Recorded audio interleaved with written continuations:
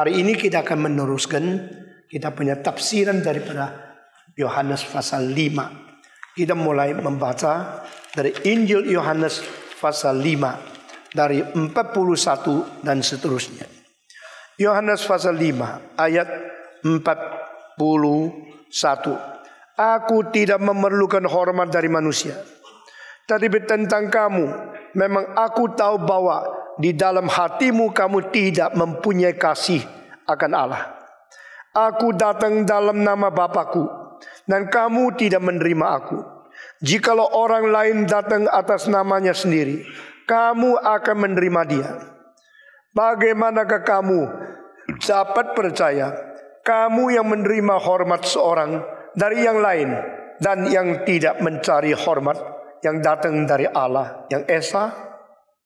Jangan kamu menyangka bahwa aku akan mendakwa kamu di hadapan Bapa. Yang mendakwa kamu adalah Musa, yaitu Musa yang kepadanya kamu menaruh pengharapanmu. Sebab jikalau kamu percaya kepada Musa, tentu kamu akan percaya juga kepadaku, sebab ia telah menulis tentang aku. Tetapi jikalau kamu tidak percaya akan apa yang ditulisnya, bagaimanakah kamu akan percaya akan apa yang ku katakan? Selesai pasal kelima. Di dalam bagian terakhir ini Tuhan Yesus berbicara lebih tegas lagi kepada orang Yahudi yang sudah hampir dibuang oleh Tuhan. Saudara-saudara, sebelum manusia mengetahui akhirnya bagaimana diterima oleh Tuhan atau tidak, manusia selalu pikir dialah yang menjadi penentu mau terima Tuhan atau tidak. Tetapi Alkitab mengatakan tidak demikian. Akibat dari seluruh yang terjadi bukan manusia sebagai inisiator, tetapi Tuhan. Kalau Tuhan tidak mau menerima engkau, Tuhan boleh pakai cara yang banyak sekali. Dan cara yang paling paradoks yaitu membiarkan engkau boleh tidak terima dia. Kalau engkau kira coba, saya tidak mau terima Tuhan, saya tidak mau terima Tuhan, jadi Tuhan tidak laku dalam hidupku. Itulah caranya Tuhan bikin engkau tidak ada bagian di anugerahnya. Pada waktu Tuhan membuang seseorang, Tuhan biar orang itu rasa GR, dia yang buang Tuhan. Lalu dia tidak sadar, dia telah dikucilkan. Ini cara pengertian seperti ini adalah kunci untuk mengertian kedaulatan Tuhan Allah. Kalau ada satu orang khotbahnya bagus sekali, dan orang ini Tuhan tidak mau orang itu dengar khotbah dia. Karena apa? Karena orang itu bukan sungguh-sungguh mencari kebenaran, maka Tuhan tidak boleh dia dengar khotbah yang bagus. Sama seperti konser yang paling indah. Nah, orang yang tidak layak mendengar konser itu, caranya terbaik adalah biar orang itu menghina musik yang dimainkan. Saudara-saudara, kalau saya bicara sama seorang desa, Beethoven, dia bilang, saya tidak kenal. Apa itu? Tidak pernah terkenal. Lalu saya akan katakan kepada dia, oh you tidak pernah kenal Beethoven? Tidak pernah. Tidak terkenal dia di kampungku. Beethoven tidak terkenal di kampungku. Lalu saya akan jawab, that is not the problem of Beethoven, that is a problem of your kampung. Itu problema kampungmu, problema kamu. Kamu tidak mengerti Beethoven, tidak berarti Beethoven tidak laku. Hanya membuktikan kamu terlalu barbar. Kamu tidak mengerti. Orang sebesar ini pun engkau tidak mengerti. Lalu dia, itulah sebab saya tidak mau pergi dengar Beethoven, karena itu tidak terkenal. Bagi saya tidak perlu. Orang yang tidak mengerti, lalu dia tidak berbagian, itu pun dia tidak pernah merasa dia rugi. Kerugian baru disadar kalau engkau sudah mengerti, tapi engkau tidak ada bagian, baru engkau sadar. Kapan kan anak muda sadar masa muda itu penting? Setelah dia pernah muda, dan pernah didesak menjadi dewasa, dan pernah menjadi tua. Lalu waktu itu tidak ada kesempatan seperti muda lagi. Wah, dia mulai sadar. Dulu waktu saya muda, saya mempunyai kesempatan belajar, kesempatan musik, kesempatan ini, tapi aku tidak pakai. Sekarang sudah tua, tidak bisa apa-apa. Waktu dia enggak baru sadar, aduh rugi. Ini kali ada seorang umur tua, umurnya 62. Pada waktu mendengar seorang main biola bagus sekali, Lalu ada mengiringi piano luar biasa. Dia bilang, aduh, gua baru sadar. Dulu mama saya suruh main piano. Saya lari-lari ke sini ke sana. Setiap kali jamnya mesti main piano, saya malas. Dengan alasan banyak, malas lah, sakit lah, banyak sibuk lah. Sekarang saya nyesel luar biasa. When you realize you lost, you have the opportunity to have it, but you miss it. Banyak orang setelah sudah rusak moralnya, baru sadar kesucian itu penting. Banyak orang sudah rusak badannya, baru mengetahui kesehatan itu penting. Banyak orang sudah kehilangan kesempatan belajar, baru sadar kesempatan itu sangat berharga. Itu namanya sadar sesudah. Sadar sesudah itu orang bodoh. Sadar sebelum itu orang pintar. Ini hanya mengenai urutan saja. You know first and you get rid from the disaster. Or you already get the disaster and you know that is a disaster, but time is never return. Saudara-saudara, mengerti sesudah dan mengerti sebelum itu beda sekali.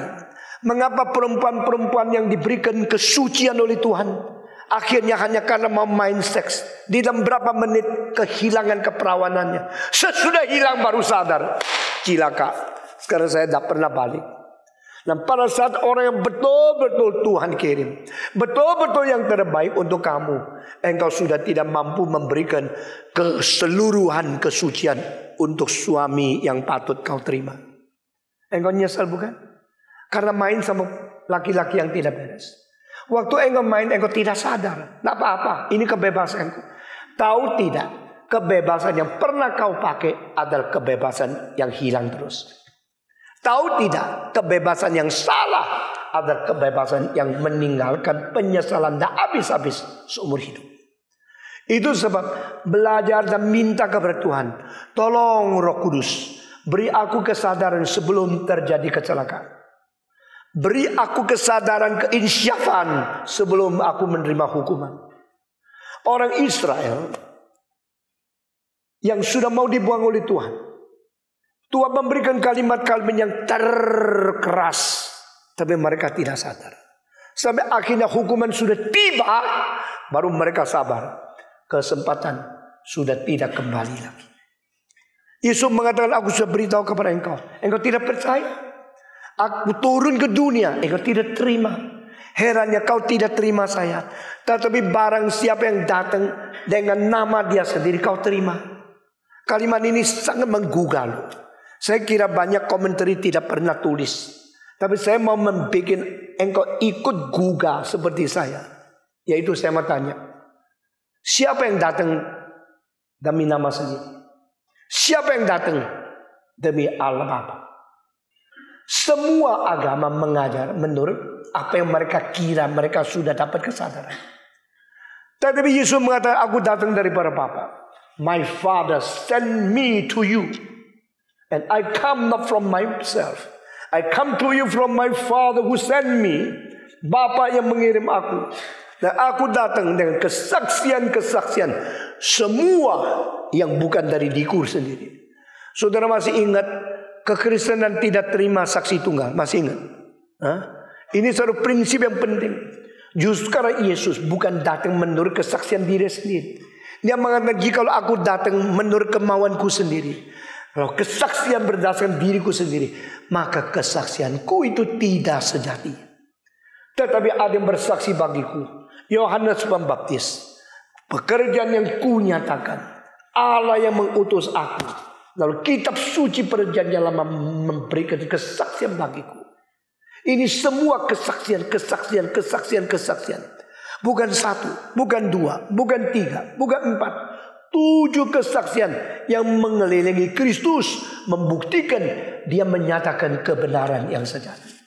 Tapi manusia melalaikan 1, 2, 3, 4. Semua dilalaikan. Akhirnya dibuang oleh Tuhan. Kalau seorang khotbahnya bagus dan Tuhan tidak izinkan satu orang dengar, karena orang itu memang tidak tuntut, Tuhan membiarkan dia yang ambil keputusan, baru GR sendiri. Saya dah suka khotbah itu, maka saya tidak mau datang. Sehingga dia kira dia yang menjadi inisiator menentukan mau atau tidak mau terima atau tidak terima, dan siapa laku atau tidak. Tetapi sebenarnya itu ada caranya Tuhan membuang orang itu, tapi orang itu tidak sadar. Saudara-saudara, kalau manusia sendiri yang menjadi inisiator, manusia sendiri kira dia yang menjadi unsur penentu, maka cilaka sekali. Menurut mayoritas, itu namanya demokrasi. Kita mau pilih ini, kita mau pilih itu. Demokrasi tidak bisa diandalkan. Karena demokrasi tidak bisa tahan uji geseran waktu. Yang memilih Clinton akhirnya nyesel. Kenapa pilih Clinton? Saudara-saudara, lalu orang yang pilih dia berdasarkan demokrasi, akhirnya nyesel. Lalu pilih Bush. Yang pilih Bush akhirnya nyesel pilih Bush. Lalu pilih Obama. Sekarang pilih Obama, sekarang mulai menyesal pilih Obama. Itu namanya demokrasi. Manusia selalu kira saya faktor, saya unsur inisiatif, saya mau ini, mau itu, kebebasan saya. Padahal itu berarti Tuhan sedang membiarkan manusia bersalah dan tidak salah. Orang Yahudi di dalam kesalahan mereka paling fatal, yaitu mereka menolak anak Allah yang tunggal. Mereka kira mereka lebih hebat dari Yesus. Dan mereka tidak sadar yang ditolak justru yang akan menolak mereka. Mereka tidak sadar yang dihakimi mereka akan menjadi penghakim seluruh dunia. Bagaimana orang yang berdosa yang akan dihakimi Yesus Kristus berani duduk di atas mengatakan aku menentukan engkau harus mati. Penghakim itu penghakim sementara, yang dihakimi hakim yang kekal. Saya kadang-kadang tidak ngerti sejarah berputar-putar seperti ini. Dan yang sadar sedikit sekali. Yang sadar betul-betul sedikit sekali. Siapa Pilatus? Dia seharusnya menerima hukuman dari Tuhan Allah. Tapi dia berani menghukum Yesus. Siapa Kayafas? Dia harusnya dihakimi oleh Yesus Kristus. Tapi dia pada waktu itu menghakimi Yesus Kristus. Kita lihat hal seperti ini terus terjadi. Yang tidak beres. Apakah engkau rasa engkau penentu nasibmu hari depan? Apakah engkau rasa engkau penentu segala sesuatu yang terjadi sekitarmu? Dan yang paling cilaka adalah di dalam ambil keputusan menghargai atau menolak, menerima atau menghina Yesus Kristus. Di dalam kitab Nabi Daniel dikatakan ada satu batu yang bukan dibikin oleh manusia, akan turun dari surga. Dan batu ini waktu dikirim ke dunia, dia akan jatuh.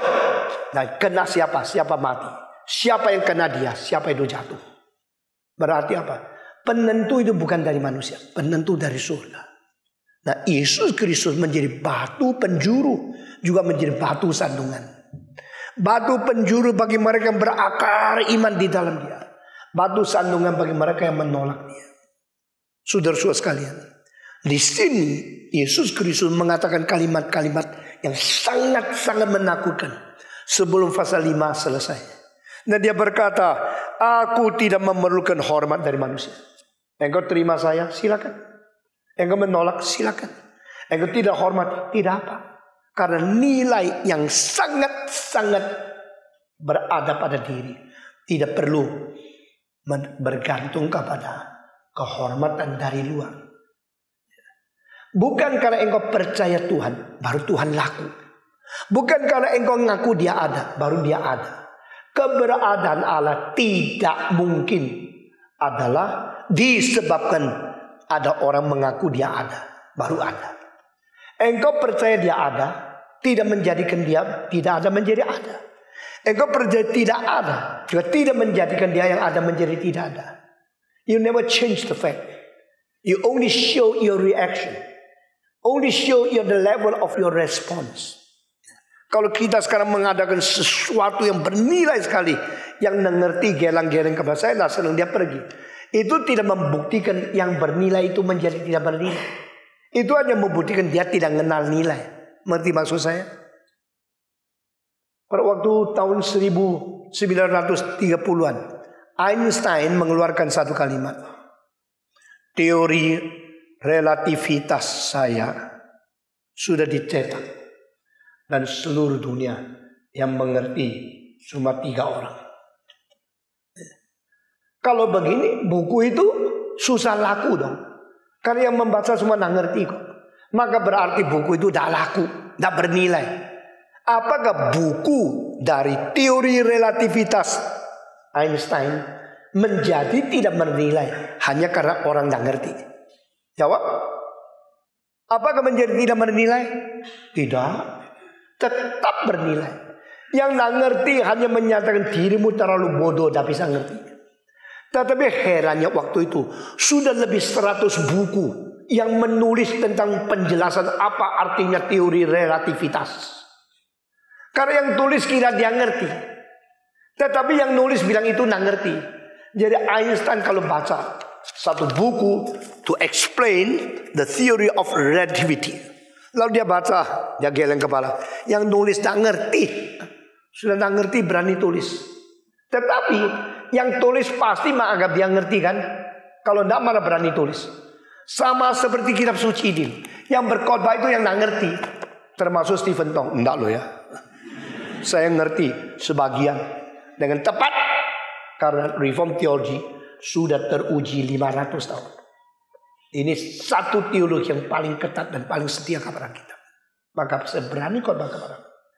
Tetapi orang yang tafsir Alkitab semaunya sendiri, dia cuplik-cuplik ayat-ayat. Ayo percaya Tuhan bisa jadi kaya. Percaya Tuhan engkau bisa menjadi limpah. Engkau bisa mendapat anugerah lebih 100 kali, 60 kali, 30 kali. Haleluya. Dengan berani katakan haleluya seperti dia menjadi kebenaran. Sama seperti Einstein mengatakan dengan geleng kepala, seluruh dunia yang mengerti buku itu cuma 3 orang. Tetapi lebih 100 orang berani menulis buku untuk mengeksplain apa itu teori relativitas. Demikian juga orang-orang Israel mengatakan Yesus, saya tidak mau terima. Kamu siapa? Kamu kan orang Nazaret. Saya tahu papamu itu namanya Yusuf, mamamu namanya Maria, adikmu namanya Yosef, namanya itu adalah Yakub. Saya tahu. Jadi apa keheranan? Apa kelebihan kamu? Gua tahu seluruh silsilah kamu kok. Mereka kira mereka sudah ngerti Yesus.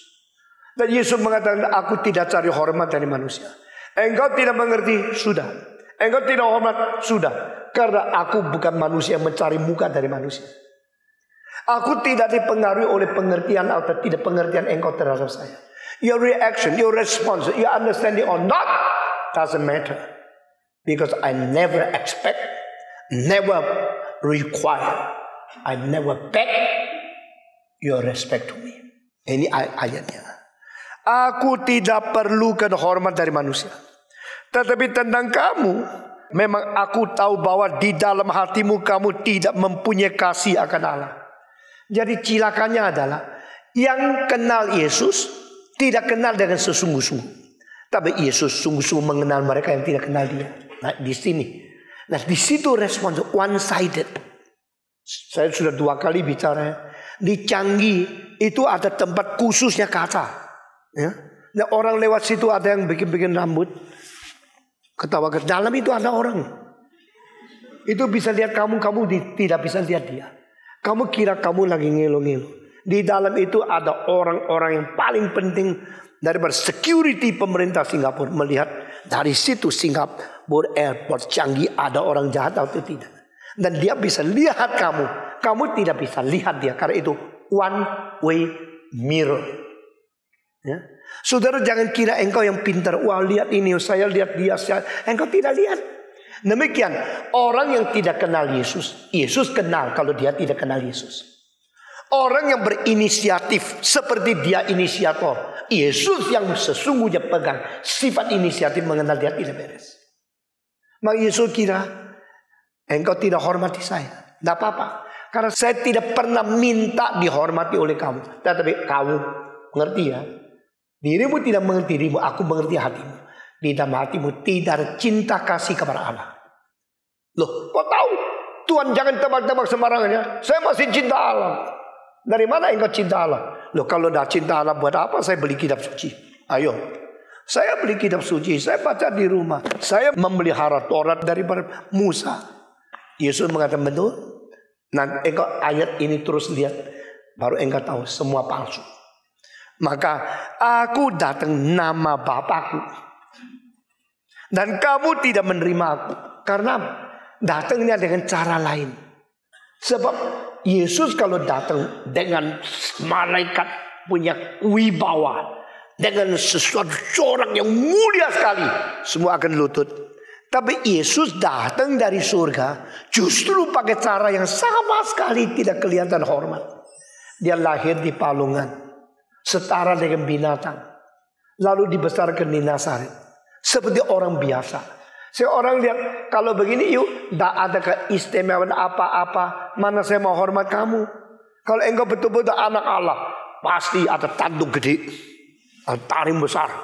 Nah, engkau ada kuasa luar biasa. Mematikan orang, krik, mati dia langsung. Baru itu anak Allah. Anak Allah kok kayak gini. Anak Allah kok lahir di palungan. Anak Allah kok dibesar di Galilea. Anak Allah kok tidak bisa membela diri. Anak Allah kok pakai pakaian seperti orang biasa. Engkau punya daging darah mirip sama saya. Jadi saya tidak lihat ada kelebihan engkau apa-apa. Jangan lihat orang dari lahirnya. Justru banyak orang pintar tidak mempunyai sesuatu yang kita rindu atau kita kagum. Mungkin salah satu orang yang otaknya paling pintar sekarang yang masih hidup, namanya Stephen Hawking. Tahu dengan namanya? Tapi kalau engkau lihat dia, engkau bisa hormat dia tidak. Itu orang apa ini? Sakit keras.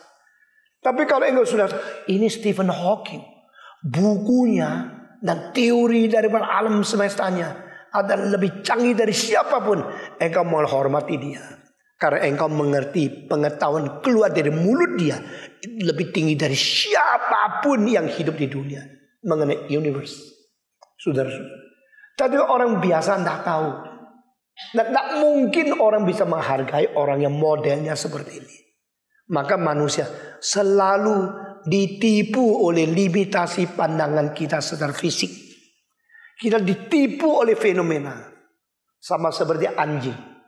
Anjing kalau lihat seorang yang pakai jas yang bagus, dasinya kenceng, jalannya bagus, wah dia langsung datang membuktikan aku ini anjing kok.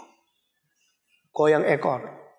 Tetapi kalau seorang profesor pakai pakaian biasa, tua-tua bungkuk-bungkuk, begitu lewat digonggong, diteriak-teriak oleh anjing. Karena dia tidak tahu lu profesor atau jual telur pesok. Dia tidak bisa membedakan siapa kamu. Dia cuma tahu yang kakak itu orang hormat.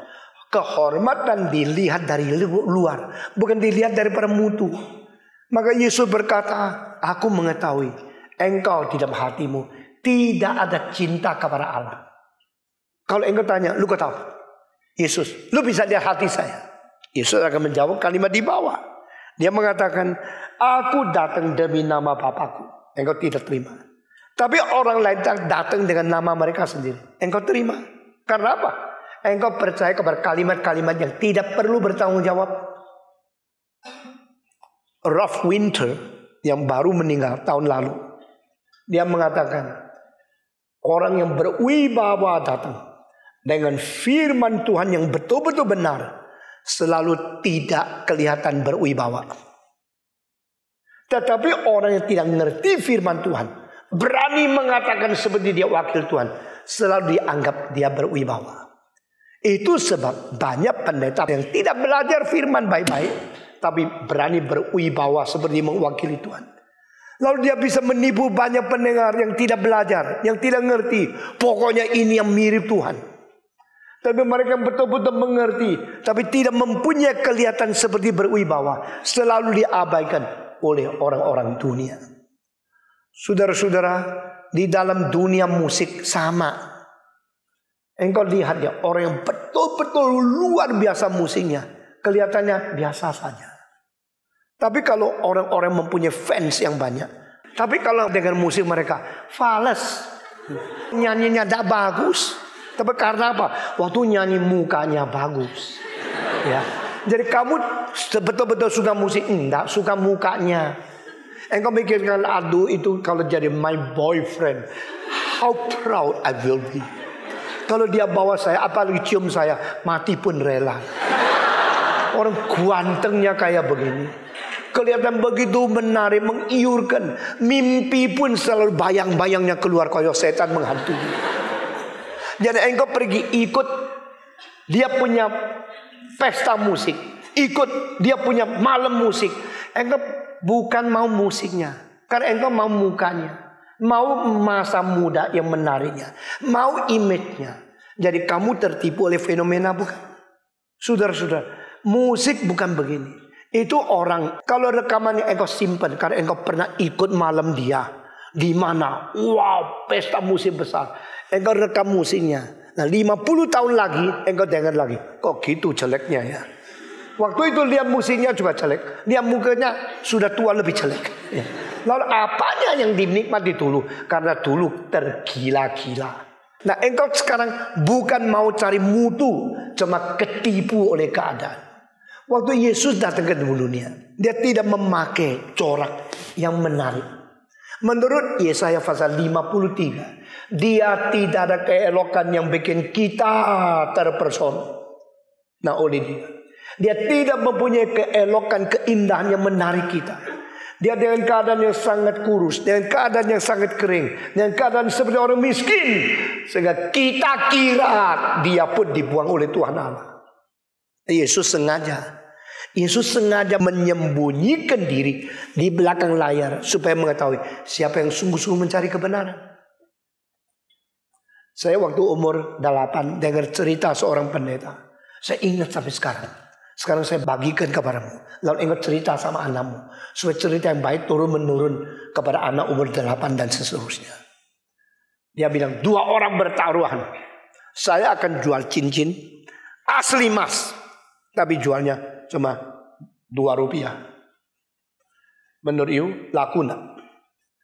Temannya bilang pasti laku. Cincin emas asli kok jual 2 rupiah. Sebentar habis. Orang yang bilang tidak. Justru karena terlalu murah, akhirnya tak laku. 2 orang berdebat. Sudah berdebat, lalu mereka sengaja investasi. Bikin 10 cincin, 2 orang baru etak. Ya, lu bayar berapa, saya bayar berapa. Lalu kita mau lihat siapa yang beli cincin itu. Ngerti maksud saya ya? Sudah bikin 10 cincin, taruh di situ. Lalu di pasar malam, sewa 1 tempat kecil.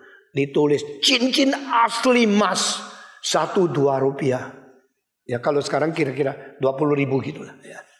Lalu waktu itu saya masih kecil dengarnya cuma 2 rupiah. Terteriak di situ, cincin emas asli cuma 2 rupiah. Cincin emas asli cuma 2 rupiah. Sudah teriak setengah jam, tidak ada orang beli ya. Tidak ada orang beli, semua lihat pergi. Dia bilang kendengah. Ada cincin asli kok 2 rupiah. Tidak mungkin, tidak usah. Pikirmu mesti sehat ya. Logika mesti jalan. Masa orang itu gobel kayak gini, itu pasti penipu. Lalu 2 orang itu lihat dari jauh.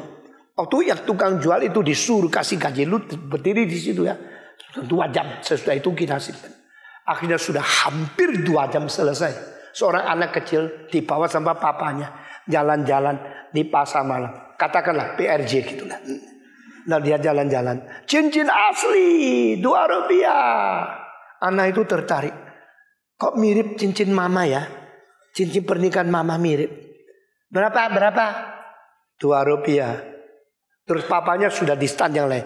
Papa minta 2 rupiah. Mau apa lu? Mau beli cincin asli, emas asli. Gendeng lu ah.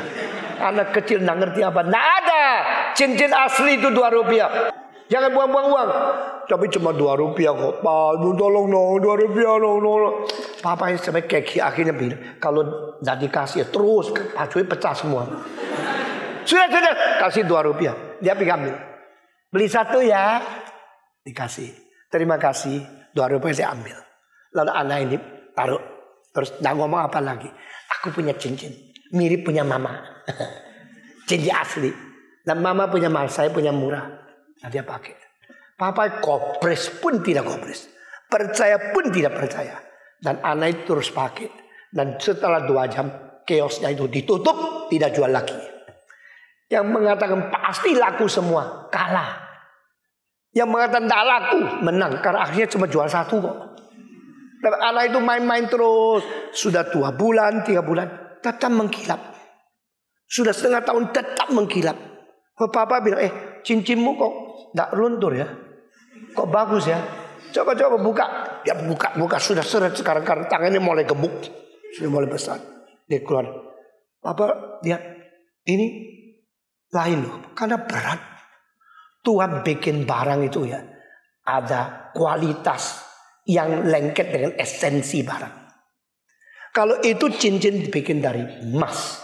Pasti beratnya lebih 2 kali daripada bikinan besi. Karena besi itu adalah jenis beratnya 7,9.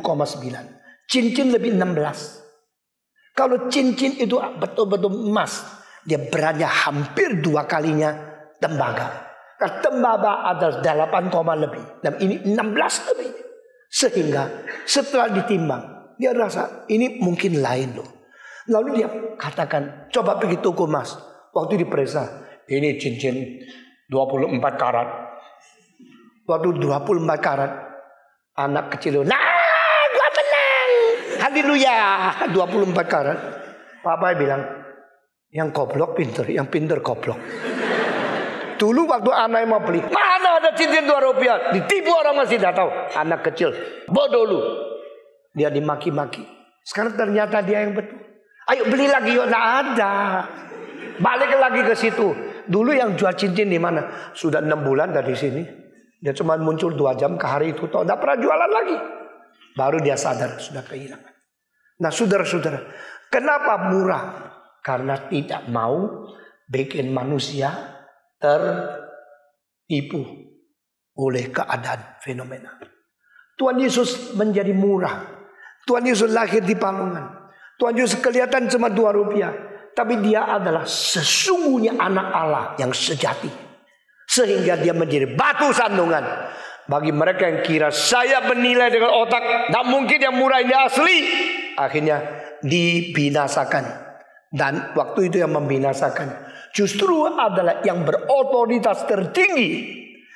Inisiatifnya bukan dari manusia, inisiatif dari Tuhan Allah. Waktu Tuhan mau membuang engkau, paling gampang membiarkan engkau membuang dia. Jadi kalau kau kira saya mau apa? Saya tidak mau percaya Yesus. Dia mau apa? Bukan dia mau apa, lu mau apa? Saya mau bakar gereja. Biarkan, akhirnya lu yang dibakar di neraka. Jadi Tuhan itu selalu paradoks. Kalau engkau tidak mengerti sifat ini, engkau baca kitab suci tidak pernah mengerti dengan sesungguhnya. Kami tidak mengerti. Dan kami kira dia dibuang oleh Allah. Dengan tidak mengetahui bahwa Allah kirim anaknya ke dunia dengan tidak ada keelokan, tidak ada kegantengan, sehingga kita akhirnya kira dia dibuang oleh Tuhan Allah. Nah ini paradoks, ini Injil.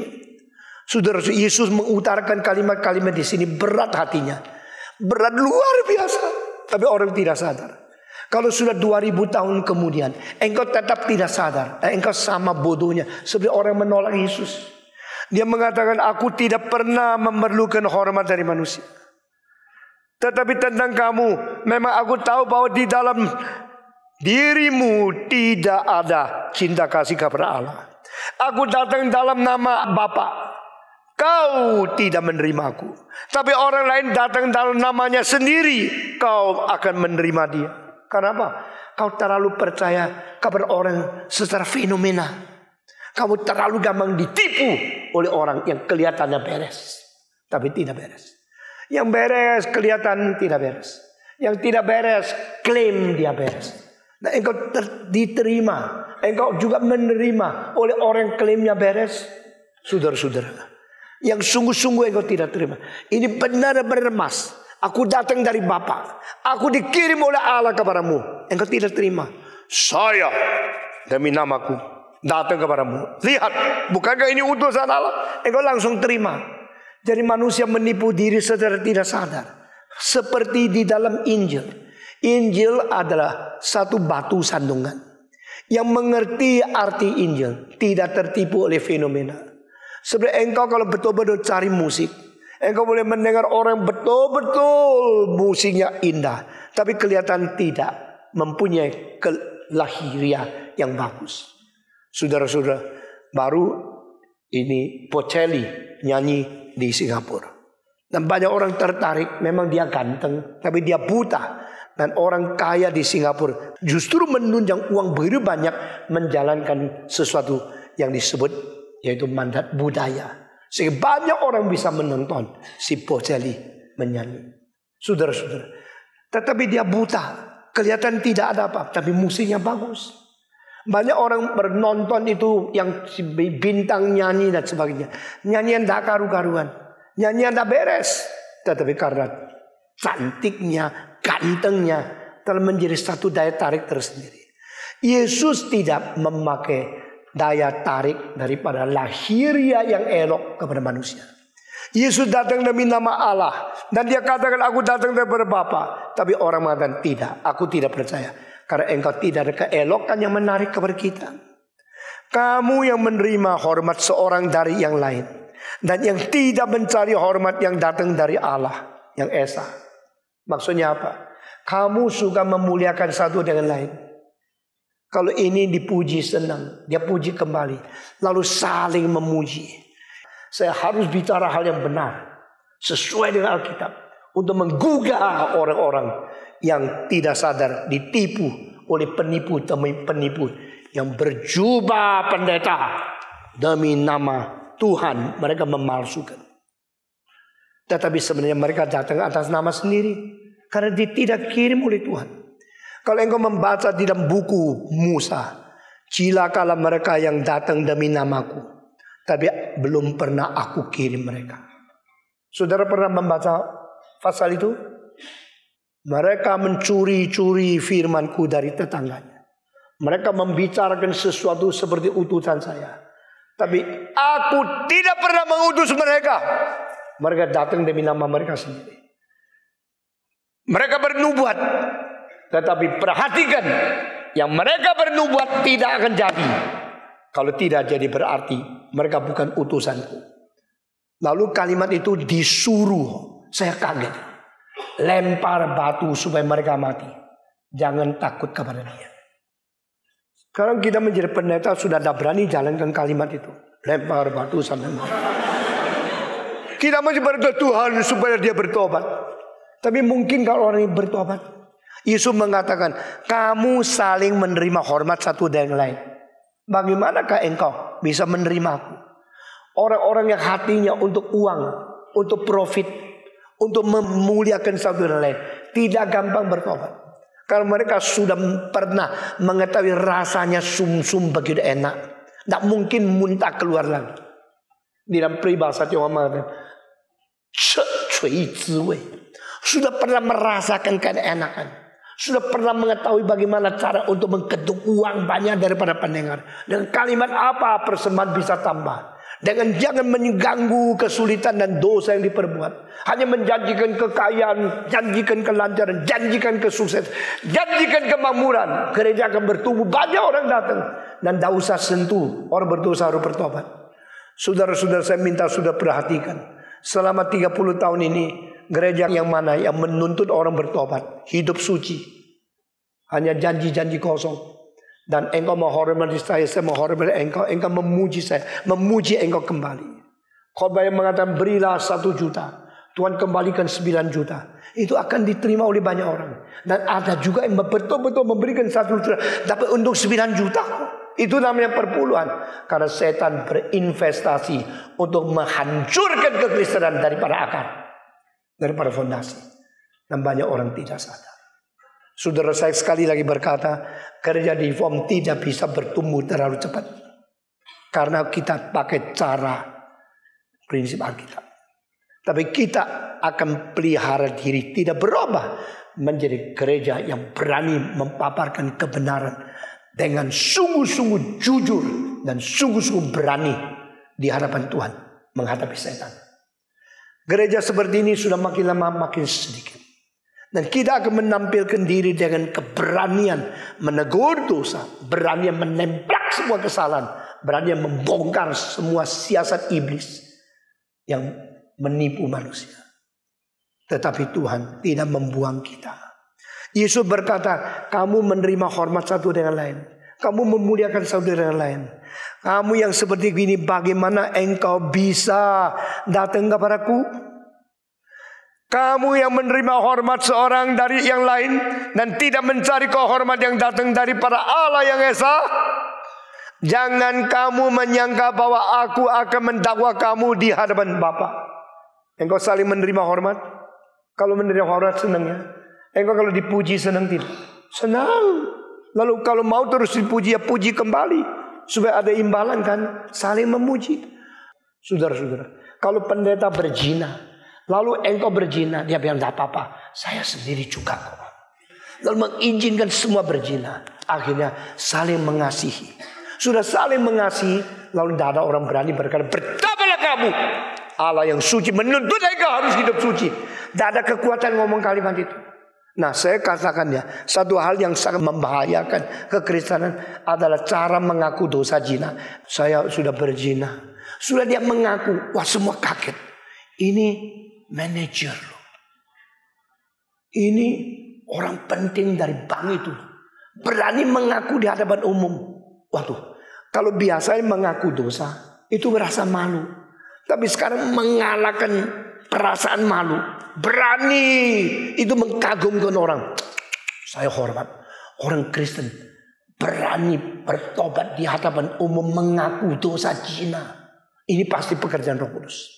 Lalu sesudah satu berani, yang lain ikut berani. Sudah dua berani, yang ketiga berani. Akhirnya semua mengaku zina. Kalau sudah semua mengaku zina, yang tidak ada satu berani tidak mengampuni orang lain.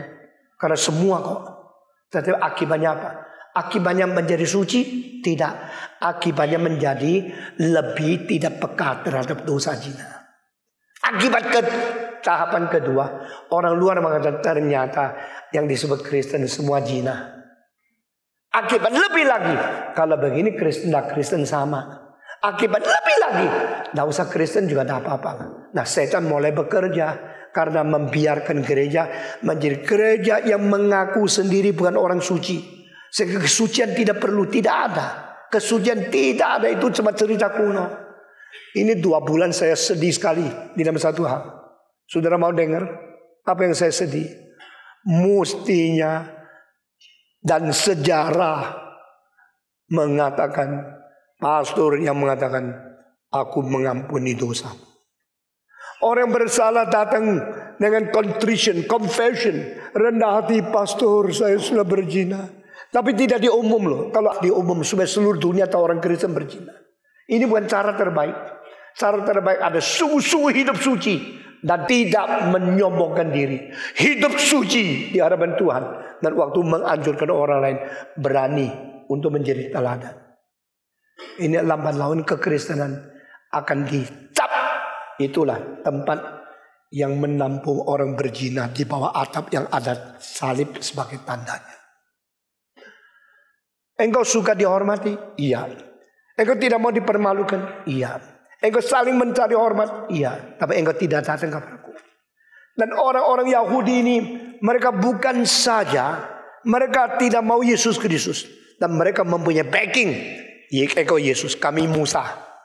Musa belakang kami. Engkau mau lawan apa? Barang siapa melawan Musa berarti melawan Tuhan. Kami adalah orang yang mengikut Musa. Maka Yesus mengakhiri khotbah ini dengan kalimat, yang mendakwa kamu adalah Musa. Jangan kira aku yang menghakimi kamu. Yang menghakimi engkau Musa. Loh, kok bisa? Musa akan memberikan Taurat, kita menjalankan Musa, kita mengikuti Taurat Musa. Kita tidak mau terima kamu justru karena kita mengikut Musa. Yesus bilang tidak. Hari kiamat bukan aku yang mendakwakan kamu. Yang mendakwakan kamu adalah Musa. Apa sebab? Sebab jikalau kamu percaya kepada Musa, tentu kamu akan percaya juga kepadaku. Di sini Yesus mengutarakan apa? Utarakan permulaan janji baru, bukan melawan perjanjian lama. The synchronization between the New Testament and the Old Testament is a unifying power of the revelation of God. Kalau Allah memberikan perjanjian lama kepada Musa untuk kamu mengikuti Taurat, maka Allah memberikan kepada kamu supaya engkau mendapatkan pengampunan. Jadi perjanjian lama perjanjian baru ini satu garis. Perjanjian lama sama perjanjian baru sinkron. Jangan kau kira kau ada backing Musa lalu melawan aku. Jangan kau kira kau tidak terima aku, kau masih didukung oleh Musa. Musa yang akan mendakwa kamu. Nah, saudara-saudara, selanjutnya saya akan berkhotbah mengenai Musa dan Yesus. Satu menghakimi, satu mengampuni. Dan mengampuni tidak melawan yang menghakimi. Yang menghakimi tidak berontak kepada yang mengampuni. Karena sinkronisasi ini menjadi suatu kesinambungan perjanjian lama dan perjanjian baru yang direncanakan Tuhan menjadi pembentukan orang saleh sebagai tubuh Kristus yang adalah kudus dan am di dunia. Apakah hidupmu kudus?